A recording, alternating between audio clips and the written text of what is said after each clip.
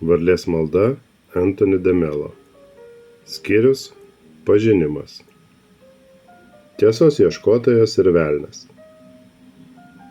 Velnias pamatė, kad ieškantis žmogus eina į mokytojo namus ir nusprendė padaryti viską, kas jo galioje, kad nukreiptų jį nuo tiesos ieškojimo. Jis privertė vargšelį patirti visas įmanomas pagundas – turtus, geismą, garbę, valdžią, įtakingumą. Bet ieškantis žmogus stipriai ilgėjosi dvasingumo ir buvo nuėjęs netrumpą kelią jo link. Tad prieš visas pagundas gan lengvai atsilaikė.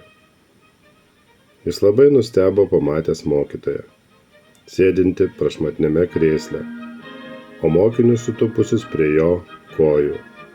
Todėl pagalvojo, šis žmogus stokoja pagrindinės šventųjų dorybės – nuolankumo. Vėliau jam nepatiko ir dar kai kas mokytojo elgesyje. Kai mokytojas pasakė mažą pastabėlę, žmogus pamanė sau. Greičiausiai todėl, kad nepataikauju jam kaip kiti. Nepatiko ir mokytojo drabužiai ir pasipūtėliškas jo kalbėjimo būdas.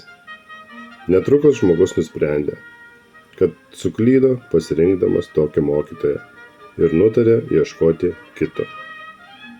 Jam beišeinant mokytojas, kuris matė kampe tupintį velnią, pasakė: nereikėjo taip stipriai vargti, gundytojau. Tas žmogus nuo pat pradžių buvo tavo. Autoriaus prierašas. Tokia lemtis laukia tų, kurie ieškodami Dievo bando neigti viską, išskyrus jų pačių suvokimą, koks Dievas yra iš tikrųjų.